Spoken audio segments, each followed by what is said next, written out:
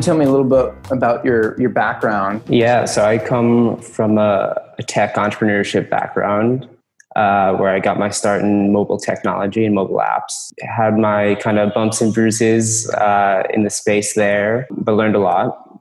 My best friend since third grade was working in media production, and we happened to both just have an opportunity to combine our skills on a meditation VR experience. And the rest was kind of just led from there. What are some of the initial successes you had in immersive? We had a lot of failures before successes. The first successes we started to get was actually an experience we did showing off the beauty of New York State outside of New York City. And it kind of led to an aha moment for us. So I would say that's our first successful experience. Now you work with brands? Yeah, we work with brands and artists, yeah. How do you translate a brand story into immersive in a way that really leverages it as a new medium? Trying to think how I want to shape this, because this is really at the core of what we do at Eden, and what we do best, and what we think we're doing differently than companies in the space. It's really hard to direct in VR and 360, and I'm sure you've heard that a million times, right? Right. But if you actually go into how you do that, you can't force someone to. You can't control somebody's eyes and their visuals, right? So you kind of have to throw that out of the playbook. But what you can do is you can control where they are, right? So we looked at it from, okay, there's tons of 360 narratives, music videos, different things that are just not resonating. They're not with people. They're not interesting. You don't buy in. You don't believe. And we asked why? Why are these things not great, for lack of a better phrase? But, and we said it's because, again, it's for immersion to work, you have to really, really believe and buy in, and that's in any medium, right? Like, if you don't believe the characters in a movie, or you don't like it, you won't actually get into the narrative. So we said, okay, you can't control what they look at, but you can control where they are. So why not just put them in places that they want to be, and with people and with topics that they already love and are meaningful to them? Okay. So we went from this shift to nonfiction, right? Like we say a brand, for example, Tom's did a really great campaign, right? Where obviously they give away shoes to kids, to impoverished kids all over the world. And they actually captured some of those experiences of the shoe getting made in the factory, and then the shoe actually being given to, the kid at the other end. And if you liked Tom's, it was interesting because you could see part of the process of how it was made, and you could see part of the process of it actually being given, right? Like your money actually going to someplace good. So it was things that actually happened. It wasn't we're gonna create this whole story and this design a set and all that. Like, we just don't think fiction and kind of production works in passive VR right now, or passive 360. Okay. With active and interactive, it's a bit different, but yeah, sure. Kind of some thoughts there. Just the other day, I was talking to a narrative designer, and it's fascinating because he's talking about how you create from a beautiful tunnel. He called it a beautiful tunnel. Someone in the experience, you're on a rail and you're kind of looking around, and to open world, basically, where you can run around like 3D games have been doing for years. And the challenge is get a narrative to work within those contexts. Because as you go from, say, the beautiful tunnel on a rail, you're defining the narrative for the user, where as you move to the other side of the spectrum, the user creates the narrative by interacting with the world. I've thought about that thought a great deal. And does the user have a more amount of control over the narrative? And does that narrative come from themselves? Yes. But it's the worlds you design, or where you allow them to go and what you allow them to do. And that actually, is the boundaries, right? Or the kind of the guide for what the experience is. Kind of like the overarching narrative that everyone has to go through. Maybe they experience it in their own way on a micro level. But yeah, that's probably closer. Is like, does the narrative come from the user, the person watching? Yes, but it's confined and by the guidelines of the creator. And if you want to say that that narrative actually comes from them, then, and not some amount of options of what people can think and a chain reaction of what they experience, then yeah. Okay. But in my opinion, it's the initial creation that kind of defines everything that comes. Okay, Tom Shoes comes to you like, "Hey, we want to do an immersive experience." Do you evaluate aspects of that brand that would give most value to their customers or their fans? 1,000,000%. You have to approach everything super relatively and super individually.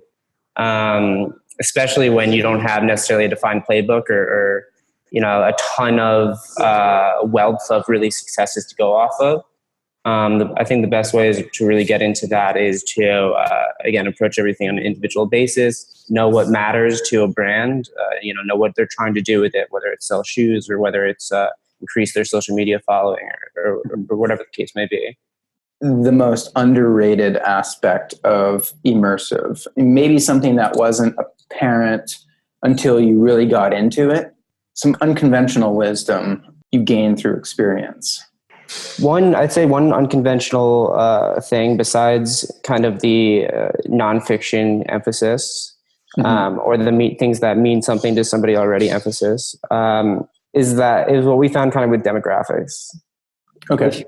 So we went to a senior citizen home about a month ago and brought an Oculus set and showed about 30 senior citizens. We took them to Mount Everest in VR. And it was interesting, like probably like 5 to 10 of them just wouldn't turn their head. They just refused to turn their head. And conversely, when we've seen with younger demographics, when they've tried VR, it's just natural. They're not they're not as set in their ways or their behaviors, especially when it's tied to a specific device or platform. The younger they are, basically. Right. And it's really actually like this sliding scale that we've seen, people that are in their 20s get it, but it takes maybe a couple a little bit of instruction. Mm-hmm. People in their 30s and 40s get it a little less. Maybe they need more instruction.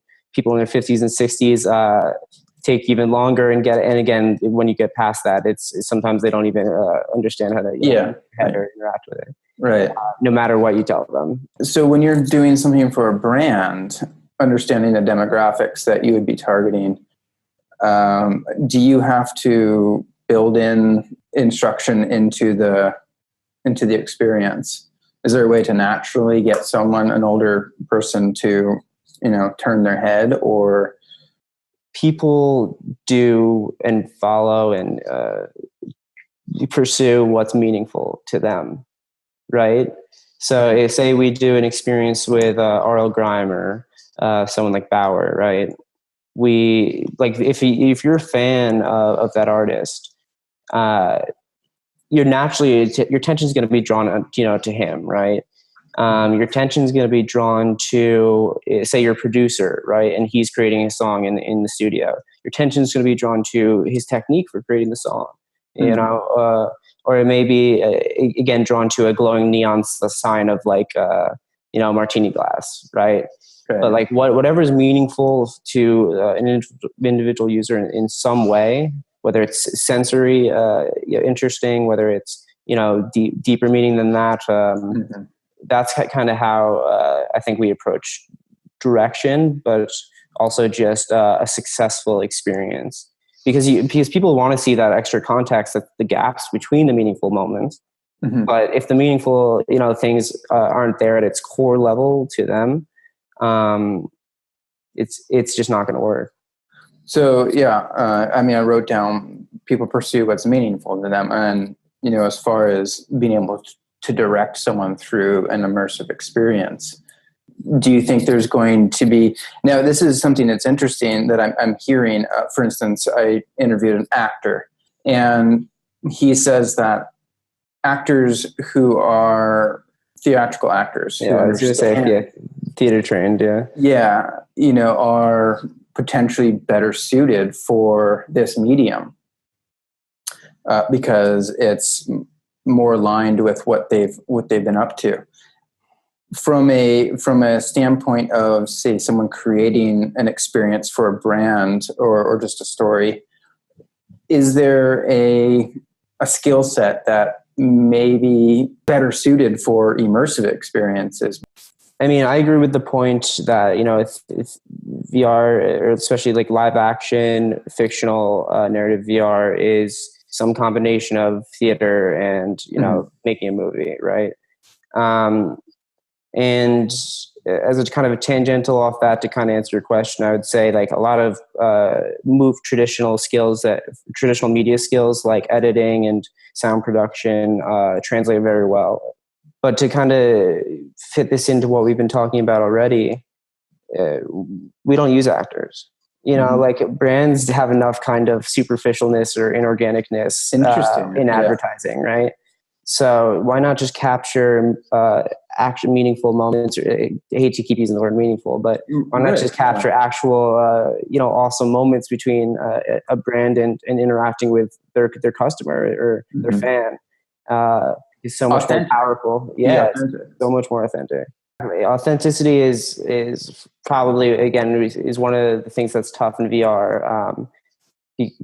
Because it's tough to tell a story the way you want it, while also just letting somebody be in a room and have that room feel like real life. Now, as far as where you see this technology going, what is your vision? A pair of Ray-Ban sunglasses that is your viewing device for all VR, AR, and MR experiences. Now, is there something that concerns you with the technology? Is there a direction that you would rather it not go? Is there a direction that it shouldn't go? Yes. There's a few directions that it probably shouldn't go. It shouldn't go in any way that detracts from the human experience or human life. It should enhance it. It should allow us to visit the places that we never could visit. It shouldn't restrict the amount of places we actually go. Okay. And the second thing is subliminal advertising and kind of that kind of category of kind of like either hypnosis or kind of under the radar manipulation is something that's probably even more dangerous than it is in video, because again, you have more access to the senses and you're presenting more information, and people honestly buy in more when they buy in. So kind of the manipulation that isn't for benefits, or even manipulation in the pursuit of benefit, probably is a direction that I don't think VR should go. Anything exciting that Eden is working on right now? Yeah, so Eden VR is working on a couple of cool things right now. The two I would love to tell you about. One is we just went to Asia to shoot the Ultra Festival across the different countries there. Oh wow! Particularly with one artist named R.L. Grime, who is releasing a new album that's coming out, and it's really going to be a kind of candid experience, an inside look that's never been done before, and not to this level. Okay, we had multiple Insta360 Pros. We were in Bangkok, Tokyo, Beijing, Shanghai.